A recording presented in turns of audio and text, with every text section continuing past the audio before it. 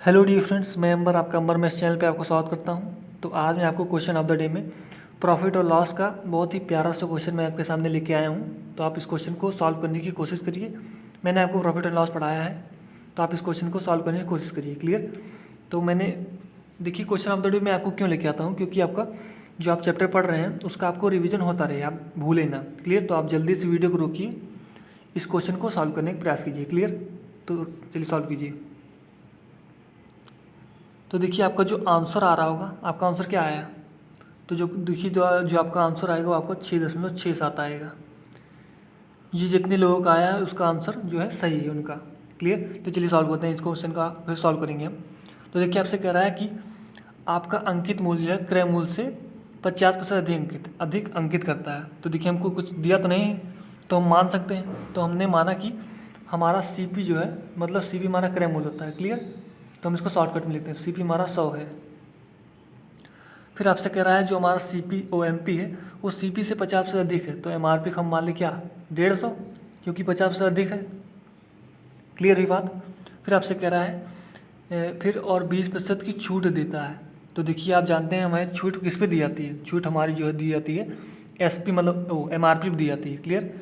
तो आपको मैंने एक फार्मूला लिखाया था, SP बराबर होता है MRP into 100 minus discount percent by 100। ये तो मैंने आपको बताया था। अब इसी को आप रख दीजिए, क्योंकि देखिए आपने माना है CP 100 MRP 150, तो आप इसमें रख दीजिए फॉर्मूले में। तो SP रहा क्या निकल जाएगा आपका 150 इंटू 100 माइनस डिस्काउंट परसेंट। तो डिस्काउंट में कितना दे रहा है 20% दे रहा है, तो 100 में से 20 कितना हो जाए 80/100। इसी को जो आप सॉल्व करेंगे तो आप कितना आएगा, आपका आएगा SP बराबर 120। बात क्लियर हुई? फिर आपसे सेकंड कंडीशन में कह रहा है यदि उसने उसे 20% कम में खरीदा होता, 20% कम में खरीदा होता और 60% लाभ पर बेचा होता, तो उसका CP में क्या SP में क्या अंतर आता, मतलब विक्रय मूल्य में। तो देखिए सॉल्व करते हैं इसको। तो देखिए हम मान लेते हैं कि हमारा प्रारंभिक जो CP था वो क्या था, ये प्रारंभिक है और ये हमारा नया है। क्लियर? ये हमारा CP का रेशियो, ये हमारा SP। क्लियर? तो देखिए आपने कहा कि आपने पहले CP कितना माना है 100 माना है, तो हमने 100 लिख दिया यहाँ पे। फिर आपने SP कितना निकाला, जो आपको छूट दी गई 20% की, आपने SP निकाला 120 का, तो यहाँ 120 लिख दीजिए। मतलब प्रारंभ में शुरू में आपका जो CP था वो 100 था और SP जो था आपका 120 था, आपने निकाला। फिर आपसे कह रहा है सेकंड कंडीशन में कि अगर आपका उसने उसे 20% कम में खरीदा होता, तो पहले तो वो 100 रुपये में खरीद रहा था, अब सेकंड कंडीशन कह रहा है कि आपको 20% कम में खरीदा तो कितने में खरीदेगा वो, अब 80 में खरीदेगा। बात क्लियर हुई? 20% कम खरीदने का मतलब 100, पहले 100 में खरीदता था, अब कितने में खरीदेगा, अब 80 में खरीदेगा। तो अब उसका CP जो है 80 हो गया। क्लियर? फिर कह रहा है उसे 60% के लाभ पर बेचा होता, तो जो आप 80 आपका CP है, जो आप 60% लाभ में बेचेंगे कितना आपका SP आएगा। आपको एक फॉर्मूला मैंने लिखाया था क्या, SP बराबर जो होता है आपका CP into 100 plus minus profit percent या लॉस परसेंट बाई 100। तो देखिए यहाँ आपका CP 80 है इंटू आपको कह रहा है 60% लाभ हो रहा है, इसका मतलब 100 प्लस 60 मतलब 160/100। बात क्लियर हुई? तो जो आपका SP बराबर आएगा नया SP वो आपका 128 आएगा। बात क्लियर हुई? तो जब वो उसको 80 रुपये में खरीद रहा है, 20% कम में खरीद रहा है, तो जो उसको SP मिल रहा है वो उसको 128 मिल रहा है।